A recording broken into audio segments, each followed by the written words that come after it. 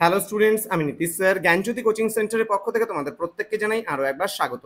তো স্টুডেন্টস, আজকে আমি তোমাদের সঙ্গে আলোচনা করব সিবিসিএস এর 6 সেমিস্টারের যে সমস্ত ছাত্রছাত্রীরা নর্থ বেঙ্গল ইউনিভার্সিটি আন্ডারে বিভিন্ন কলেজগুলিতে পড়াশোনা করছো ডিএসই এডুকেশন নিয়ে, তাদের জন্য আজকে স্মার্ট সাজেশন নিয়ে আমি আলোচনা করব। হ্যাঁ, এই স্মার্ট সাজেশনে আমরা আলোচনা করে থাকি তোমাদের জন্য মোস্ট ইম্পর্টেন্ট কয়েকটি প্রশ্ন।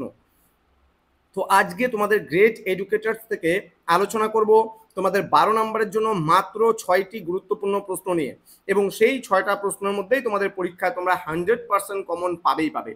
তো স্টুডেন্টস, তোমরা যারা এখনো আমাদের চ্যানেলটিকে সাবস্ক্রাইব করোনি তারা অবশ্যই চ্যানেলটিকে সাবস্ক্রাইব করে পাশে থাকা বেল আইকন অল প্রেস করে দাও, যাতে নেক্সট টাইম থেকে কোনো ভিডিও আপলোড করলে তার নোটিফিকেশন তুমি সবার আগে পেতে পারো।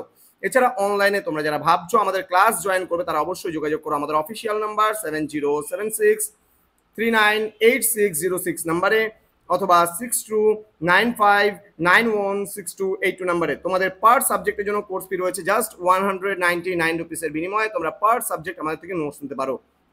তো দেরি না করে আজই যোগাযোগ করো আমাদের সঙ্গে এবং যুক্ত হয়ে যাও আমাদের অনলাইন ক্লাসে। তো গ্রেট এডুকেটার্স থেকে মোস্ট ইম্পর্টেন্ট স্মার্ট সাজেশনে একেবারে পরীক্ষার শেষ মুহূর্তে দাঁড়িয়ে তোমাকে করে তুলবে আরও বেশি স্মার্ট, এবং বলতে পারো এটা তোমার কাছে অনেকটা S-400 সুদর্শন চক্রের মতো আজকের এই সাজেশনটা। যেমন করে অপারেশন সিন্দুরের সময় আমাদের সুদর্শন চক্র আমাদের ভারত ভূখণ্ডকে রক্ষা করেছিল, ঠিক একইভাবে কিন্তু তোমাকে পরীক্ষার সময় এই 6টা প্রশ্ন বিভিন্নভাবে পড়ে গেলে পরে রক্ষা করবেই। অর্থাৎ তোমাদের প্রশ্ন কিন্তু এগুলো যেগুলো আমি বলে দেবো সেগুলো আসবেই।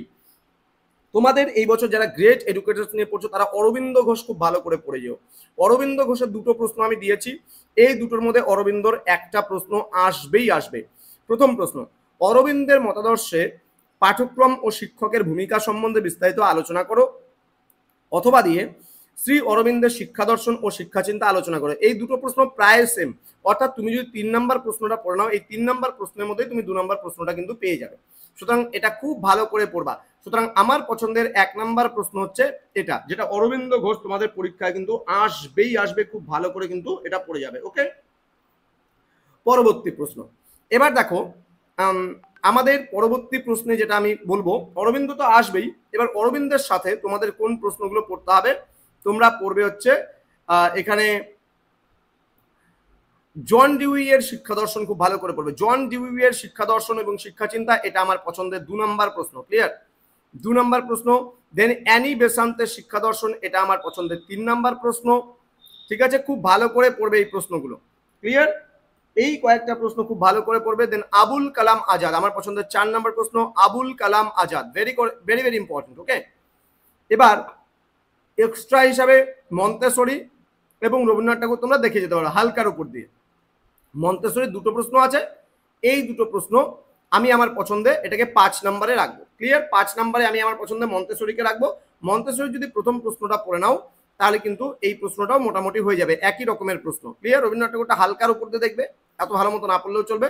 এবার তোমরা যেটা পড়বে লাস্ট 6 নম্বর আমার পছন্দের যেটা আছে, বুনিয়াদী শিক্ষা বলতে কি বোঝো, বুনিয়াদী শিক্ষার লক্ষ্যগুলি সম্পর্কে আলোচনা করো। এই প্রশ্নটা তোমরা খুব ভালো করে পড়বে। এবং ফ্রয়েবেলটাও কিন্তু তোমাদের প্রিভিয়াস ইয়ারের প্রশ্ন। তারপরেও তোমাদের ফ্রয়েবেলটা আমি তোমাদেরকে বলবো যদি সময় পাও ফ্রয়েবেলটা অবশ্যই দেখে যাও, কারণ আমি যে কটা প্রশ্ন দিচ্ছি 6 থেকে 7টা প্রশ্ন বা 8টা প্রশ্ন, এগুলো কিন্তু একেবারে 100% কমন। তার মধ্যে আমরা বলতে পারি অরবিন্দ ঘোষ আসবে, যেমন আমাদের ভারতীয় শিক্ষাবিদ আছে, ভারতীয় শিক্ষাবিদদের মধ্যে এখানে অরবিন্দ আছে, মৌলানা আবুল কালাম আজাদ আছে, এখানে তোমার হচ্ছে রবীন্দ্রনাথ ঠাকুর রয়েছে। এই 3 জনের মধ্যে একটা আসবে, তার মধ্যে সব থেকে বেশি গুরুত্বপূর্ণ অরবিন্দ ঘোষটা। এবার বাই চান্স যদি অরবিন্দ ঘোষ না আসে সেখানে আবুল কালাম আজাদ এবং রবীন্দ্রনাথ ঠাকুর কিন্তু বাকি হলো। এবার একইভাবে তোমরা যদি এবার বিদেশি শিক্ষাবিদগণের সম্পর্কে পড়ো, পাশ্চাত্য শিক্ষাবিদগণ, তার মধ্যে আছে মন্তেশ্বরী, এই একজন আছে, অ্যানি বেসান্ত ভারতীয়, অ্যানি বেসান্তও পড়বা। তারপরে হচ্ছে তোমার এখানে আছে জন ডিউই, এবং আছে ফ্রয়েবেল। এই 3 জন যদি লিস্ট করো, লিস্ট করে নিয়ে এই লিস্টটাকে পড়বা ওইভাবে। হ্যাঁ, আর বুনিয়াদী শিক্ষাটা এক্সট্রা ভাবে দেখে যেতে হবে, তাহলেই কিন্তু তোমাদের পরীক্ষায় একেবারে গ্রেট এডুকেটার্স থেকে তোমরা একেবারে 100% কমন পাবেই পাবা। তো স্টুডেন্টস, এই ছিল তোমাদের আজকে ব্রহ্মোস সাজেশন বলতে পারো। ব্রহ্মোস সাজেশন এই কারণেই বলছি যে আমাদের কিন্তু পরীক্ষার সময় এই প্রশ্নগুলো আমাদের কমন পেতে সাহায্য করবে, পরীক্ষায় যেন আমরা লিখতে পারি খুব ভালোভাবে, সেই কারণের জন্য তোমরা পড়ে নিতে পারো। আর একটা কথা যেটা না বললেই নয়, বুনিয়াদী শিক্ষা আমরা ছয়ে যদি নিয়ে যাই এখান থেকে একটা প্রশ্ন কমবে, আমরা আব্দুল কালামকে ছয়ে নিয়ে যেতে পারি, এখান থেকে একটা প্রশ্ন কমে যাবে। তো এইভাবে অল্টারনেটিভ ওয়েতে তোমাকে পড়তে হবে এখান থেকে, ঠিক আছে? যেগুলো ছয়ে পড়বে সেগুলো 12তে পড়বে না, যেগুলো 12তে পড়বে সেগুলো ছয়ে পড়বে না, তাহলে 100% তোমরা কমন পেয়ে যাবে। দেখা হচ্ছে খুব তাড়াতাড়ি তোমাদের সঙ্গে পরবর্তী ক্লাস নিয়ে। তোমরা প্রত্যেকেই খুব ভালো থেকো, সুস্থ থেকো। Thank you so much, thanks for watching after all, thank you.